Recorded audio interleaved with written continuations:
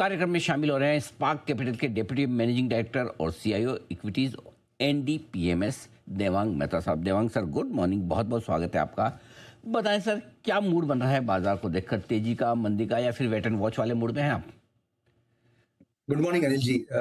आई think बिल्कुल आपके show पे आके बहुत अच्छा लगता है। और लास्ट टाइम जब हम मिले थे तब नेचुरली हमने, आई थिंक आपने मुझे ये पूछा था, बहुत डर का माहौल है और बताइए क्या कर सकते हैं। तो तब भी ये व्यू था और आज भी ये व्यू है कि नेचुरली आप जो होता है मार्केट को कभी टाइमिंग नहीं कर सकते, लेकिन आप टाइम स्पेंड कर सकते हैं। बहुत सिंपली मैं एक आजकल ये कहता हूं कि आप पैसा लूज नहीं करते जब मार्केट पैनिक करता है, आप पैसा लूज करते हो जब आप पैनिक करते हो। तो मुझे पता है it's easier said than done, but most importantly यहाँ पे जो अभी रुझान आने लगे हैं, सी मार्केट थोड़ा ये डाइजेस्ट करने लगा है। बहुत नेगेटिविटी थी लास्ट 1.5 साल से। अगर आप देखें 2 साल से, अगर मैं एक स्टेटमेंट करूं कि पॉइंट टू पॉइंट याद ना तो आपको कोई इंडेक्स ने रिटर्न दिया है, और लास्ट 1.5 साल में तो आई थिंक आपको it was like a watermelon, right. ऊपर से थोड़ा ग्रीन दिख रहा था, इंडेक्स बहुत ज्यादा करेक्ट नहीं कर रहे थे सिवाय के मार्च में, और ऊपर का जो पढ़ है वो ग्रीन है और अंदर आपको रेड रेड दिख रहा है जब आप उसका डाइसेक्शन करते हैं। तो मेरे हिसाब से अभी का माहौल जो बना है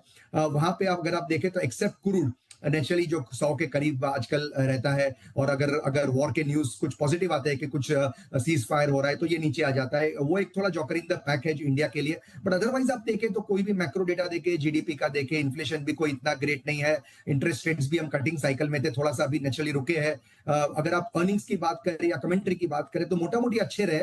और मुझे ये लग रहा है कि कहीं ना कहीं मार्केट ने डाइजेस्ट कर दिया है। अगर आप मिड और स्मॉल की मूवमेंट देखें, मार्च में भी उन्होंने कम करेक्ट किया था, और अप्रैल में जो रिकवरी है वो भी थोड़ी स्मार्ट रही है। और बहुत खास करके मुझे बहुत अच्छा लगता है जब domestic investors through mutual funds हो या पीएमएस हो या एआईएफ हो या डायरेक्ट एक्विटीज के जरिए पैसा डाल रहे और नीचे काफी अच्छा कुशन प्रोवाइड हो रहा है। सो मेरा सेंस है कि कहीं ना कहीं जो विदेशी संस्थागत निवेशक है उनको भी इंडिया आकर्षक लगने लगा है, not only on valuations but कहीं ना कहीं 2 साल से एक टाइम करेक्शन, एक प्राइस करेक्शन और एक वैल्यूएशन करेक्शन, ये तीनों की दृष्टि से मैं ज्यादा पॉजिटिव हूं rather than negative at this point.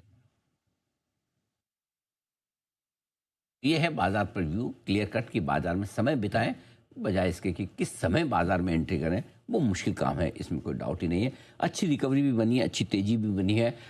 लोगों को लगता है कि मिस कर गए, पहले ले लेते तो ठीक था। लेकिन क्या अब भी कहीं कोई आपको लगता है खरीदारी का मौका है, देर नहीं हुई है? यदि हाँ तो क्या कुछ पसंद है आपको? बिल्कुल यस, जैसे मैंने कहा नेचुरली उस समय पे थोड़ा सा जब डर का माहौल होता है तो बहुत लोग नहीं आ सकते, वो नेचुरल है। बट उस टाइम पे अगर इन्वेस्ट किया होता तो वो बहुत ही अच्छा होता। बट जैसे मैंने कहा टाइमिंग करना वर्चुअली इम्पॉसिबल होता है। तो यहाँ पे यस अभी भी क्या मौके हैं, बहुत मौके हैं। आपका टाइम होराइजन क्या है कि आप एटलीस्ट नेक्स्ट 2 3 4 साल के लिए इन्वेस्टमेंट करने आ रहे हैं, तो यस बहुत सारे थीम्स है जो मैं हमेशा कहता हूं कि इंडिया एक इतना अच्छे एक सुपर साइकिल के थ्रू जा रहा है कि एक जमाना था जब हम बात करते थे खाली इंडिया का कंजम्पशन स्ट्रेंथ। अनिल जी, अगर आपने पहले नेचुरली आपने 20 25 30 साल की जो मार्केट देखी है उसमें आपने देखा होगा कि एक जमाना था जब खाली कंजम्पशन चलता था, आईटी चलता था, फार्मा चलता था और to a certain extent FMCG वगैरह बिजनेसेस चलते थे। बट आज एक ऐसा समय आया है जहां पे इंडिया का जिस तरह का एक चेंज एनवायरनमेंट देख रहे हैं, मैन्युफैक्चरिंग बोल दीजिए आप, इंजीनियरिंग बोल दीजिए आप, कैपिटल गुड्स बोल दीजिए, पावर एंसिलरीज, रिन्यूएबल एनर्जी, ये तरह के जो बिजनेसेस है, और ये कंपनीज, काफी कंपनीज ऐसी नहीं है कि जो बड़ी है इंडेक्स में।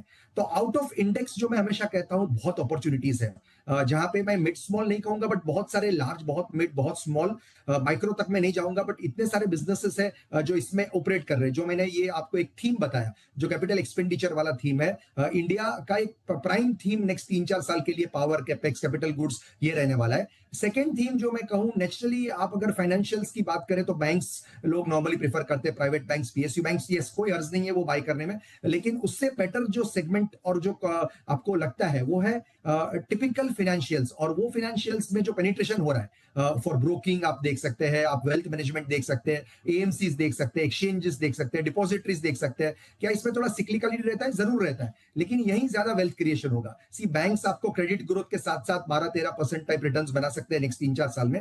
बट ये सेगमेंट जो मैंने बात किया फाइनेंशियलाइजेशन का सेगमेंट, वहां पे क्या आप 17 18 20 22% भी आप कमाई कर सकते हो, और on the back of earnings yes आराम से कर सकते हो। तो मुझे लग रहा है ये फाइनेंशियल कैपेक्स 2 थीम्स हो गए, और तीसरा डिस्क्रिशनरी कंजम्पशन ओरिएंटेड जो थीम है, जहां पे India aspirational Indian is coming to the fore. तो वहां पे मुझे लग रहा है काफी हद तक ऑटो कंपनीज है, काफी हद तक ट्रैवल टूरिज्म है, ये सब सेगमेंट एक अगर आप पकड़े जहां पे एक प्रीमियमाइजेशन अगर मैं वर्ड यूज करूं, वो सेगमेंट भी अच्छा लग रहा है। तो ये 3 सेगमेंट के इर्द पोर्टफोलियो बनता है, तो मुझे नहीं लग रहा है 2-3 साल तक आपको कोई प्रॉब्लम है। ओके, तो banks, NBFCs, brokerage share, mutual fund, यानी कैपिटल मार्केट्स से जुड़ी थीम काफ़ी बढ़िया एक्शन में दिख रही है। कच्चे तेल के दाम फिर से 104-105 डॉलर के आसपास है। इसके दम पर कहीं कोई आपको लगता है कि पोर्टफोलियो में रीबैलेंसिंग करने की ज़रूरत है? बिल्कुल, थोड़ा-सा आपको वो जहाँ पे क्रूड की सेंसिटिविटी लगती है, जहाँ पे आपका इनपुट कॉस्ट क्रूड पे डिपेंडेंट है, और आपको नेचुरली पता है कि मार्च में क्रूड के एलिवेटेड प्राइस थे और अप्रैल में भी अभी तक एलिवेटेड प्राइसेस ही है। तो इसका जो इम्पैक्ट होता है वो क्वार्टरली नंबर पे आना शुरू होता है। शायद मार्च क्वार्टर में इतना इम्पैक्ट नहीं करे, बट जो अप्रैल में, जून का जो ये क्वार्टर आएगा, जो जुलाई में जिनके नंबर्स आएंगे, उधर ये इम्पैक्ट कर सकता है। तो स्लाइटली आपको ये अपना पोर्टफोलियो जहाँ पे जैसे नॉर्मली रेट सेंसिटिव्स बोलते हैं बैंक्स के लिए, इधर आप क्रूड सेंसिटिव्स बोल सकते हैं उसके लिए, जहां पे आपको इनपुट कॉस्ट यस थोड़ा बहुत आप देख सकते हैं कि अगर पेंट कंपनीज है, इसमें यस मार्जिन थोड़ा सा अगर लॉस हो, क्योंकि बहुत सारी कंपनीज के पास प्राइसिंग पावर है, तो इतना जोर से नहीं गिर सकता है। बट यस एविएशन वगैरह जो कंपनीज है, जहां पे crude is the biggest cost, 45-50% operating cost में आपका क्रूड का बिहेवियर होता है, उस सब में थोड़ा आप सावधान रह सकते हैं। थोड़ा सा आप ओएमसीज वगैरह में भी थोड़ा सावधान रहना पड़ेगा, क्योंकि कब इसका प्राइस हाइक आएगा। अभी तक गवर्नमेंट इसको एब्जॉर्ब कर पा रहा है, लेकिन कहीं ना कहीं इसको कितना एब्जॉर्ब कर पाएंगे और कितना भाव बढ़ता है। भाव बढ़ेगा तो थोड़ा पॉजिटिव है ओएमसीज के लिए, बट तब तक आई थिंक जब तक वो डाइजेस्ट कर रहे हैं इट्स स्लाइटली नेगेटिव। तो ये स्क्रूड पे आपको थोड़ा सा आपका दिक्कत बढ़ सकती है। ओके, तो ये है आपके लिए पूरी पूरी राय। आइए, विदा लेने का वक्त है। देवांग सर, बहुत बहुत धन्यवाद आपका समय देने के लिए, और इसी तरह से गाइड करते रहे। एकदम सही समय पर निवेश करने की राय दी, जब सब लोग आपको डरा रहे थे और कह रहे थे कि ये हो जाएगा, वो हो जाएगा। देवांग सर ने बहुत स्ट्रांगली कहा कि ये वक्त भी गुजर जाएगा, और पैसे निकालने का नहीं, पैसे लगाने का समय है। अगर आपने उनकी राय सही समय पर सुनी और पैसा लगाया, तो डेफिनेटली आज आप फायदे में रहे होंगे। थैंक यू सर, जल्द आपसे होगी।